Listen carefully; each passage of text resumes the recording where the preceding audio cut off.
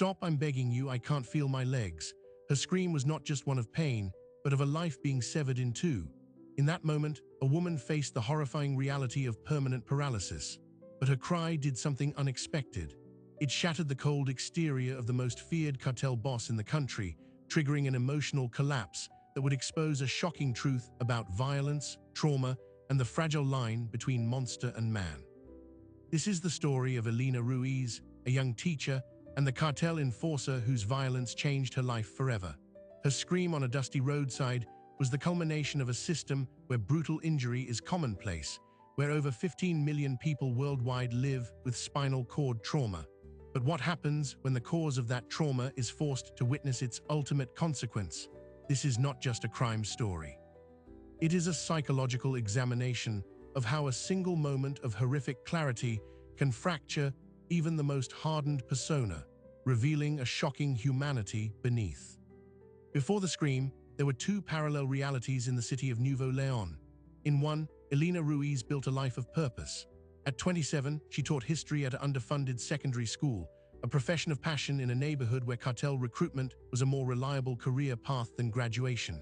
Her reality was one of small triumphs: a student passing an exam, a community garden project, existing in the stubborn cracks of a system crumbling under narco-violence. The other reality belonged to Javier El Silencio Mendoza.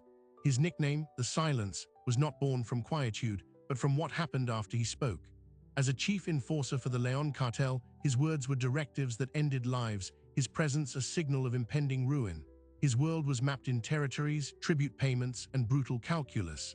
Where Elena saw students, Javier saw potential assets or liabilities. Their paths were never meant to cross. One operated in the fading light, the other in perpetual shadow. But their city was a pressure cooker. Nuevo León had become a nexus for a specific kind of violence, where gunshot wounds were not just fatal, they were crippling. Nationally, acts of violence are the cause of 14% of all spinal cord injuries. In this region, that number was believed to be double. The cartels had learned a bullet to the spine was a powerful message. It created a living testament to their power, a survivor whose permanent disability served as a daily warning to the community. This was the ecosystem Javier enforced. Elena's school sat on the edge of territory contested by the León cartel and a smaller, aggressive splinter group. The principal, an old man named Hector, paid a monthly fee to the León cartel for protection. It was a grim form of stability. Then the splinter group moved in, demanding their own payment.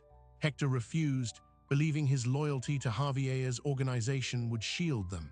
It was a fatal miscalculation. The demand for a second payment was delivered not with a note, but with a Molotov cocktail thrown through the school's front office window after hours. No one was hurt, but the message was clear. Terrified, Hector called his León contact, pleading for intervention. The message was passed up the chain, and it landed on the desk of Javier Mendoza. Javier saw the school not as a sanctuary, but as a symbol of challenged authority. Allowing the splinter group to extract payment would be seen as weakness, a crack in the León cartel's dominion. His response was not to negotiate, but to reassert control through overwhelming force. He ordered a show of strength, a public, violent reminder of who governed the streets. The target was not the rival gang directly, but their perceived source of income, the school. Elena was working late that Tuesday, grading papers in her classroom. She was preparing a lesson on the Mexican Revolution, on Emiliano Zapata and the fight for land and liberty. The irony would later be suffocating. Outside, the normal sounds of evening, distant traffic, barking dogs, were severed by the sudden roar of engines. Two trucks screeched to a halt at the school gates. Javier did not typically involve himself in such direct actions anymore, but this was a personal point of pride. He arrived in a third vehicle to observe. What happened next was a blur of noise and terror. Men, their faces covered, stormed the building. They weren't there to burn it down, they were there to terrify. Classrooms were trashed, desks were overturned. Hector, the principal, was dragged from his office and beaten severely in the courtyard, a warning to any who would consider switching loyalties. The operation was meant to be swift and symbolic. But Elena, hearing the commotion, made a choice. Instead of hiding, she ran toward the courtyard, toward the sound of Hector's cries. She later could not explain why. It was an instinct, the same one that made her a teacher. She burst through the doors, shouting for them to stop. In the chaotic half-light, she saw the old man on the ground. She saw the masked men. And for one frozen second, her eyes met those of a man standing apart, watching calmly from near a black SUV, Javier Mendoza. His gaze was empty, analytical. A variable had entered the equation. One of his men, startled by Alina's sudden appearance, swung his weapon, a heavy pistol, toward her. The movement was frantic. Javier barked a single word, "Basta, enough," but it was too late. Another man, thinking the order was to escalate, misinterpreted the chaos. A shot rang out. The bullet did not strike Alina in the chest or head. It struck her lower back, tearing through muscle and bone at the thoracic level of her spine. She did not fall dramatically. She collapsed inward, as if the world had been pulled out from under her. The initial sensation was not pain, but a violent, electric jolt followed by nothing, a void where her legs should have been. The scream that tore from her throat was one of pure, primal terror. "Stop, I'm begging you, I can't feel my legs." In that instant, the calculus of violence broke down. The shot had achieved its gruesome purpose. It had likely created a permanent injury, a living warning. But the warning was now a woman's shattered voice echoing off the school walls. Javier's men froze, looking to him. The script had called for a beaten principal, not a paralyzed young woman bleeding out on school grounds. Javier Mendoza, El Silencio, took a step forward. His men expected cold fury, a cleanup order. Instead, they watched his face. The impassive mask, the one he wore like armor, fractured. His jaw went slack. The color drained from his features. He stared at Alina, at the pooling blood at her hands, desperately scrabbling at the concrete as if trying to feel her own limbs. He took another step, then another, pushing past his own stunned enforcer. He knelt beside her. His men would later tell investigators, in hushed and confused tones, that he did not check her pulse or bark orders. He simply looked at her, really looked at her, perhaps for the first time seeing not a variable, but a person destroyed. And then Javier Mendoza, the man who had ordered dozens of disappearances, began to cry. Silent, heaving sobs that shook his broad shoulders. He reached out a hand, not to hurt, but as if to stop the bleeding before pulling it back, terrified. The breakdown was total, and it happened in less than 30 seconds. The incident shattered the operation's discipline. Panicked, his men pulled him away, bundling him into the SUV. They fled, leaving Hector broken and Alina paralyzed and conscious on the cold ground. The splinter group's challenge was forgotten. The show of strength had turned into a catastrophic personal and strategic failure. At the hospital, the brutal medical facts unfolded. The bullet had fragmented near her T12 vertebra. The damage to the spinal cord was severe. Doctors confirmed what she already knew in her soul: paraplegia. The life she knew, walking through her classroom, tending her garden, the simple act of standing, was over. The physical trauma was just the beginning. As research from the University of Utah details, patients with such injuries often sink into depression, accompanied by anxiety, loss of motivation, and negative thoughts. Her body was now a crime scene, and her mind would become its own prison. But news traveled fast through the criminal underworld. A rival faction had been eavesdropping on Leon Cartel radio traffic. They heard the panicked reports. They learned of Javier's very public, very emotional collapse. In a world built on the perception of invincible ruthlessness, this was the ultimate vulnerability. El Silencio had been broken by the scream of his own victim. The rumor became a weapon. And as Alina lay in a hospital bed, grappling with the impossible scope of her new life, a dangerous question began to circulate in the shadows. Why did he break? What did he see in that teacher's face that unmade him? The answer would pull Alina from her hospital bed and into the heart of a cartel war, because Javier Mendoza, seeking a twisted form of redemption, was now determined to find her. For Javier Mendoza, the silence after the gunshot was the loudest sound of his life. Back in his fortified compound, the stoic facade had returned, but it was a cracked shell. His men avoided his gaze. The story of his breakdown was a virus spreading through the organization, mutating with each retelling. He had not just shown weakness, he had shown a conscience. In the cartel's ecosystem, this was a fatal disease. His authority, built on predictable brutality, was now suspect. He tried to bury the incident under a mountain of ruthlessness. He ordered the execution of the triggerman who had fired the shot, a hollow gesture of blame that fooled no one. He doubled the asterisk quotas in the school's district, a show of force that felt desperate. But every night, in the dark, he saw her face, not the face of the teacher, but the face of his younger sister, Anna. This was the hidden pivot, the personal fault line that the bullet had exposed. Ana Mendoza had been 15, Javier's only sibling. 2 decades ago, she had been caught in the crossfire of a territorial skirmish between the fledgling Leon cartel and a rival. A stray bullet had severed her spinal cord. Paraplegia in a poor family without resources was a death sentence of a different kind. She lived for 8 more years in a cramped back room, her world shrinking to the walls around her bed, before succumbing to a preventable infection. Javier, then a hungry teenager, had watched her fade. He had vowed never to feel that helpless again. His path into the cartel was, in his twisted logic, a quest for the power and money that could have saved her. Instead, he had become the very source of the violence that had crippled her. On the other side of the city, Elena Ruiz was learning the brutal language of her new body. The hospital was a blur of pain, surgery, and grim pronouncements. Rehabilitation was not just physical, it was a psychological siege. As clinical literature notes, depression, anxiety, and loss of motivation are common companions to spinal cord injury. For Elena, the depression was compounded by a specific, chilling fear. She was a witness. She had seen Javier's face. She could identify him. In a place where cartels routinely eliminated witnesses from hospital beds, every unfamiliar footstep outside her door was a potential death knell. Her family, terrified and poor, could not afford private security. The local police, notoriously infiltrated by the Leon cartel, offered a cursory report and no protection. Elena was a statistic in the making. Data shows persons with disabilities are victims of violent crime at nearly 4 times the rate of those without disabilities.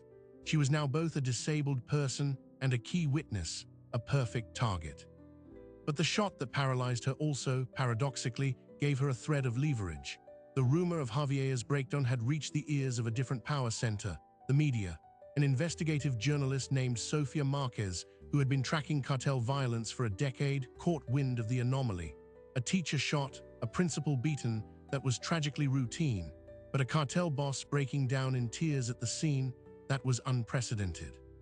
Sofia knew a story with a human heart could sometimes breach walls that reporting on pure brutality could not. Sofia approached Elena's family cautiously. She offered no money, only a proposition: give me your story, and I will weaponize it with the truth. I will put so much light on you that the shadows will think twice before swallowing you. It was a dangerous gamble. Going public could make Elena an even bigger target, but staying silent in the dark had already almost killed her. From her hospital bed, Elena agreed. Sofia's first article was not about the cartel's structure or its drug shipments. It was titled, "The Scream That Silenced the Cartel."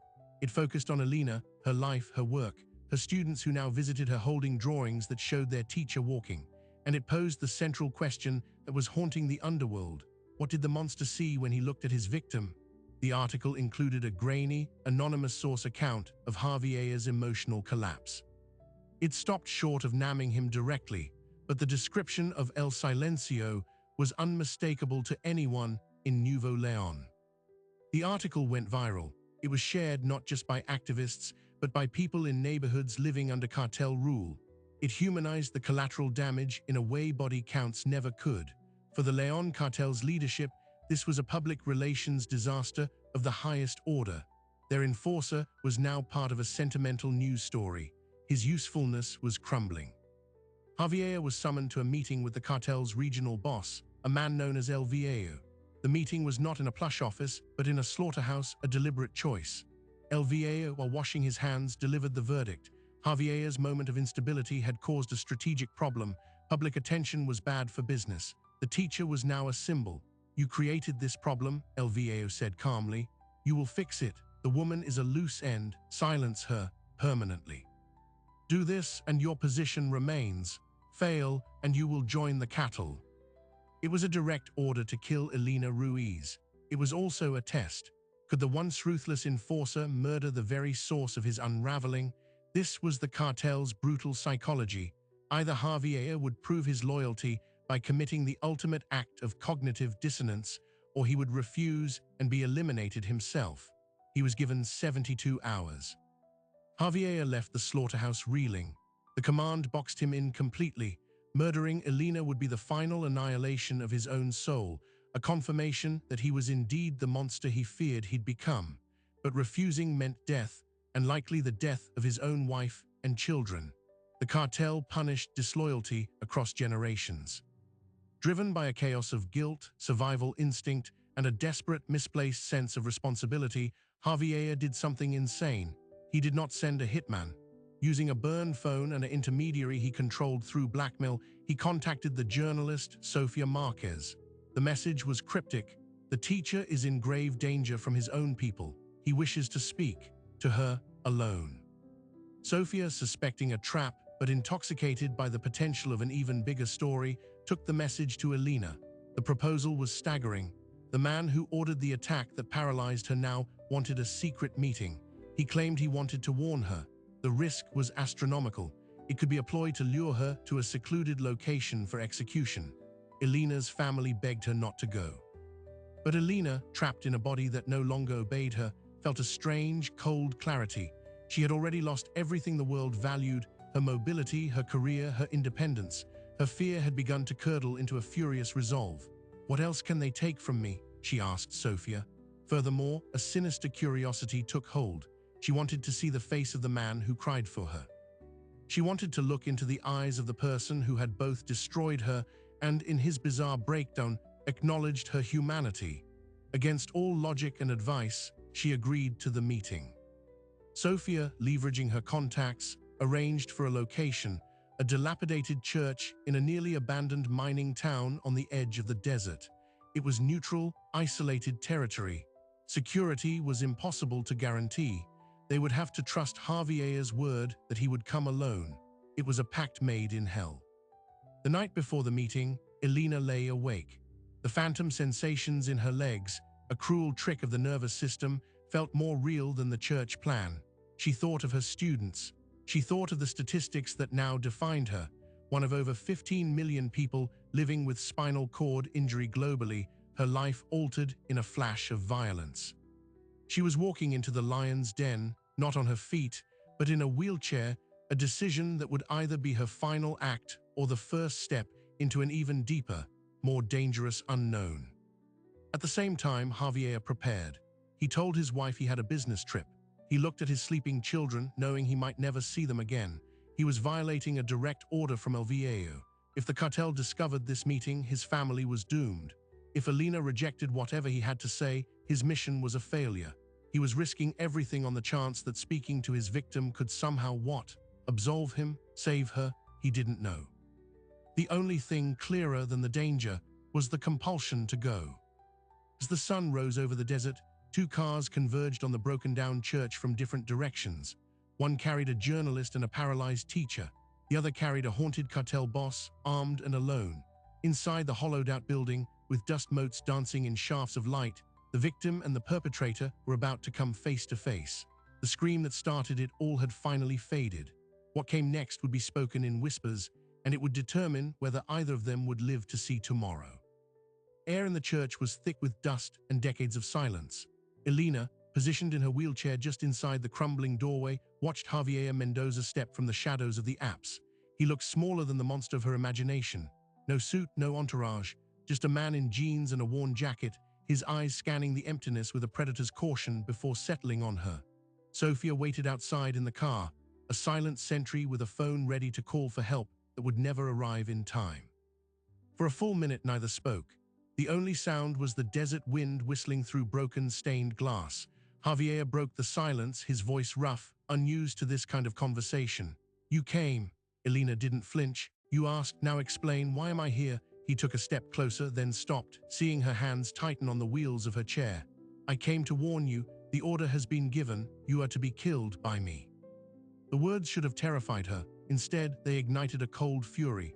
"So this is the warning before the execution? How courteous." Javier shook his head, a flicker of that same shattered expression from the school crossing his face. "No, I am disobeying the order."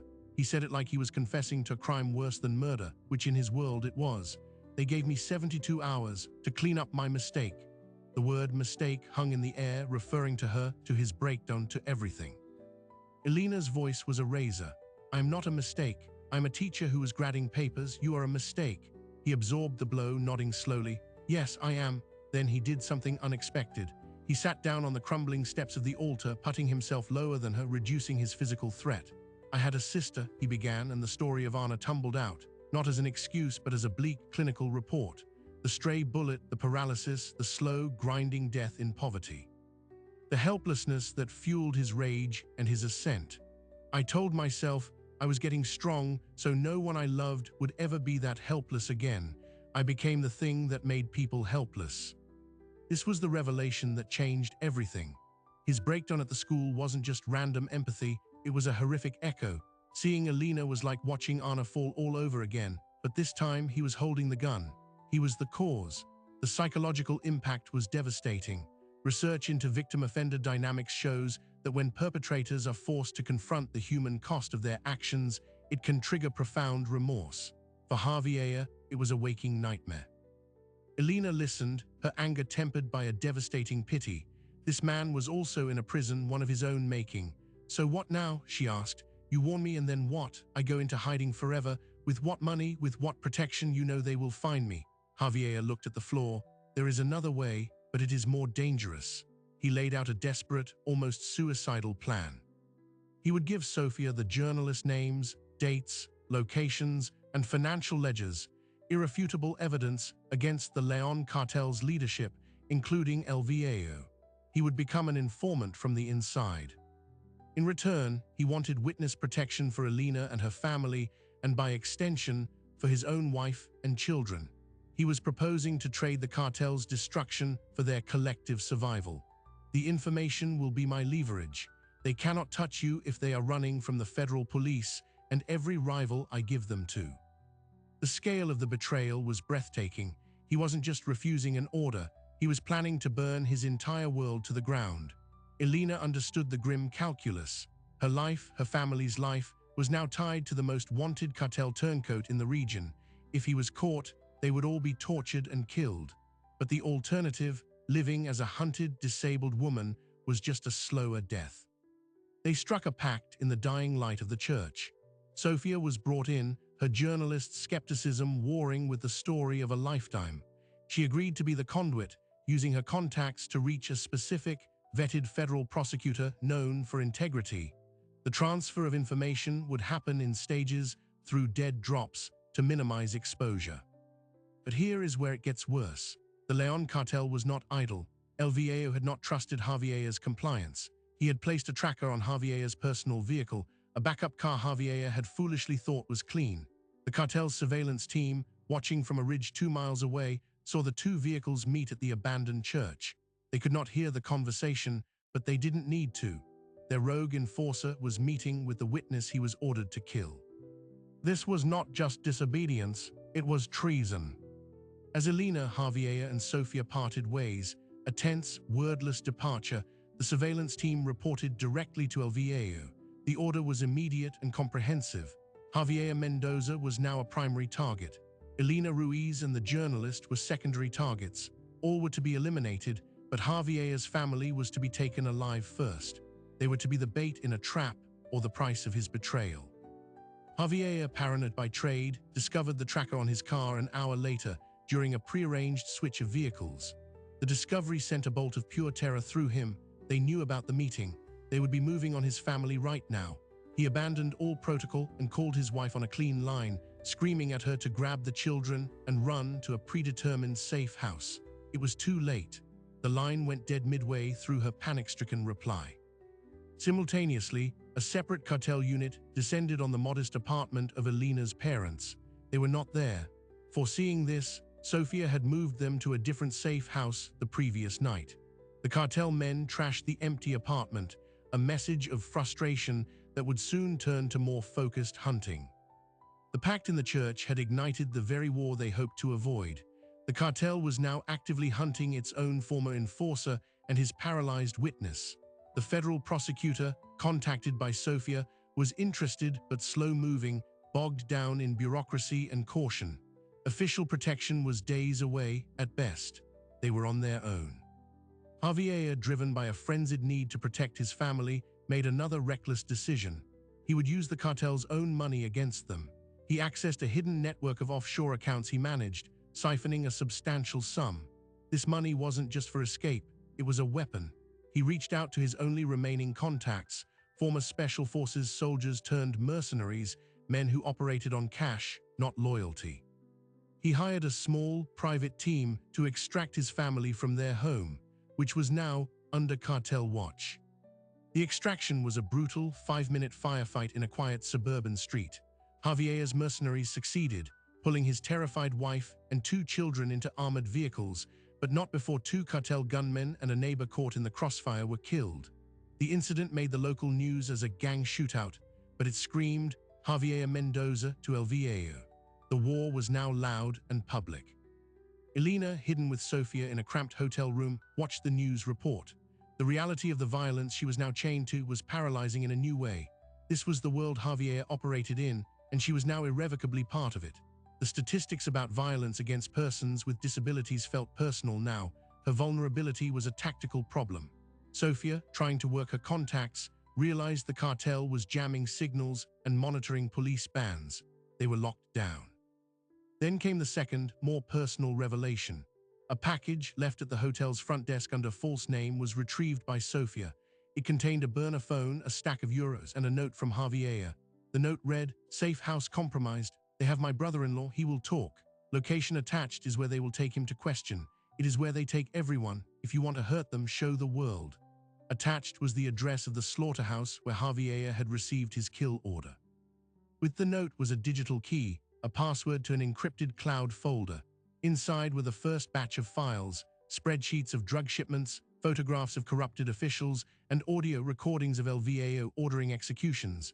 It was the proof, but it was also a suicide note. Javier was giving them everything, likely because he didn't expect to survive the night.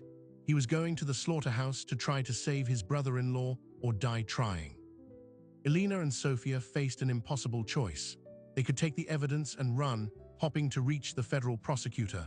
Or they could use the weapon Javier had given them in the way he intended, to shine a light. Sofia's journalistic instincts screamed to publish, to blast the evidence online immediately, to use the public spotlight as a shield. But doing so would certainly sign Javier's death warrant and likely get his brother-in-law killed. In the hotel room, Elena made the decision. She looked at the files, at the evidence of a system that had destroyed her body and countless other lives. "We don't send it to one prosecutor," she said, her voice quiet but solid. "We send it to every news outlet, every blogger, every prosecutor in the country. We don't hide. We flood the zone. We make it so big that hiding us in a quiet murder won't work anymore." It was the strategy of total exposure, turning their greatest vulnerability into their only armor. As Sofia began the frantic work of disseminating the digital bomb, Elena picked up the burner phone. She dialed the only number stored in it. Javier answered on the first ring, the sound of driving wind in the background. "Don't go to the slaughterhouse," she said. "It's a trap. They're waiting for you." Javier was silent for a moment. "I know, but he is my family." "We are publishing everything," Elena replied. "Right now, there will be no shadows for them to hide in after this. Come in. Turn yourself in to the federal police with us. It's the only way your children keep a father." The line crackled with static and the weight of the decision. Javier Mendoza, the silent enforcer, had reached his endgame. The scream that broke him had led to this choice: die as a cartel boss or live as a prisoner and a witness. The evidence was now escaping into the world, a tsunami of truth that would engulf the Leon cartel. But truth moves at the speed of the internet, while bullets move at the speed of sound. The race was on, and the final confrontation was already beginning, not in a courtroom, but in a blood-stained slaughterhouse on the edge of town.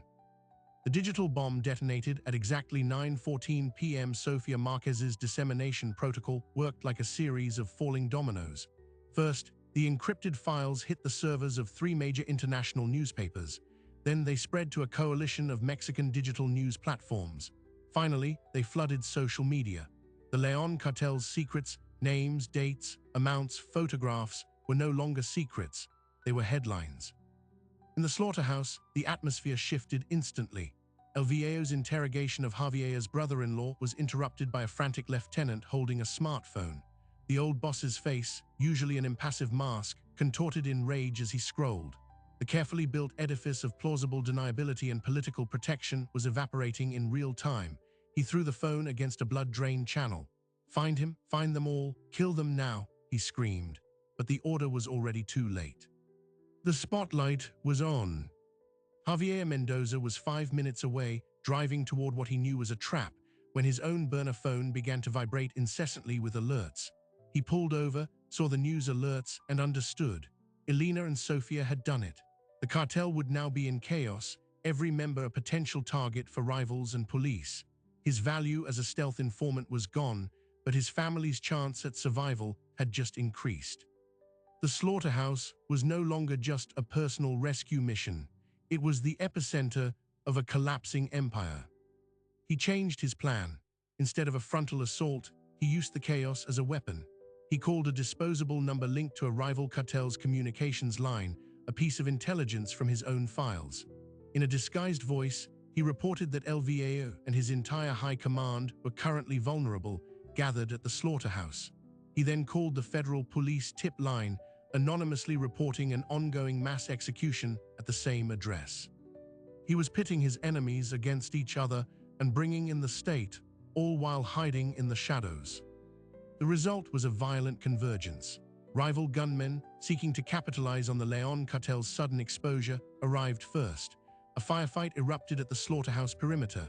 Minutes later, federal police tactical units, wary of a cartel war spilling into the city, descended in force.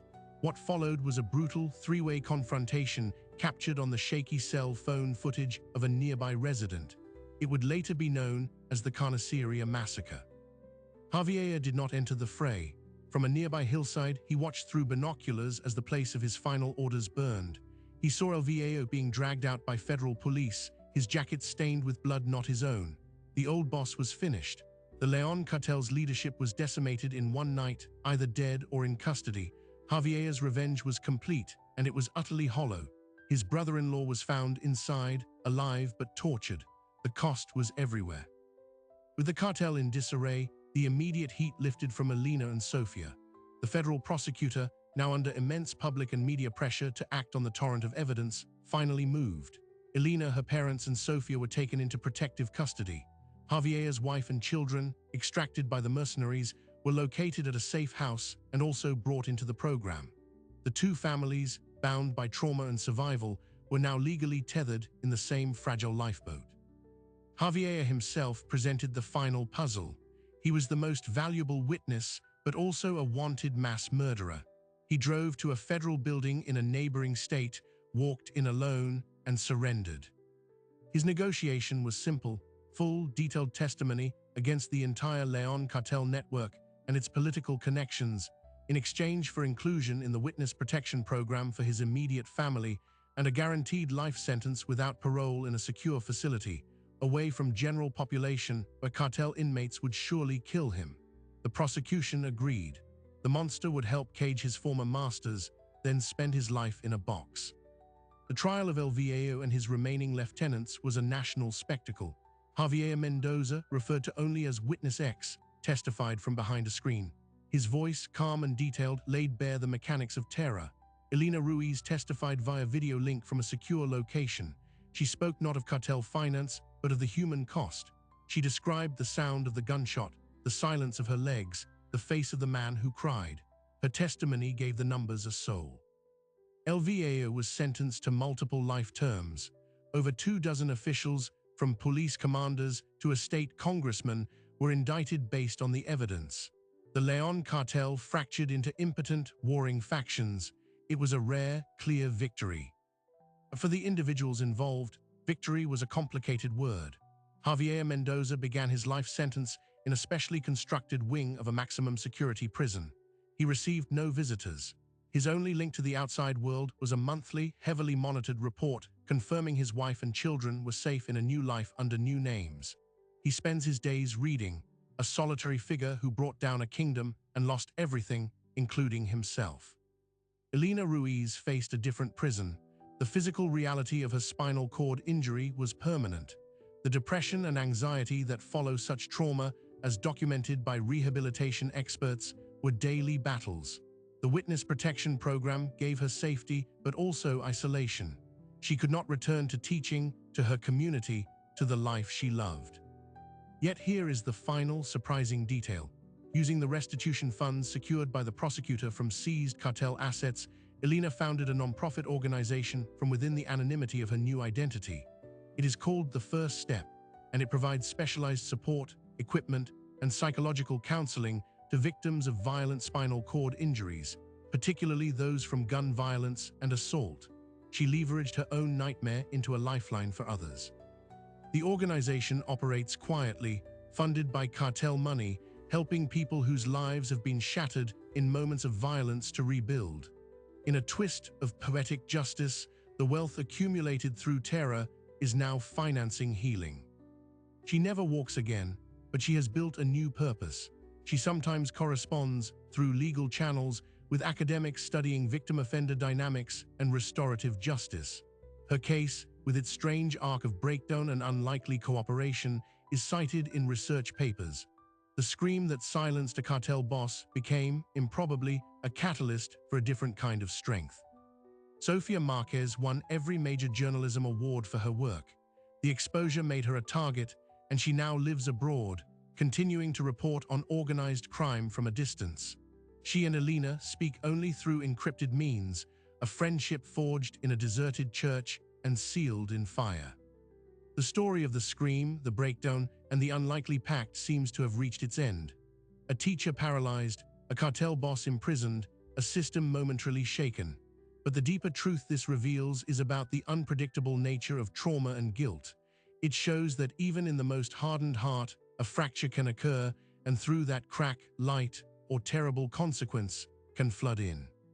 It proves that the line between monster and man is sometimes as thin as a memory, as fragile as a sister's smile, and can be shattered by the raw sound of a life being torn in two.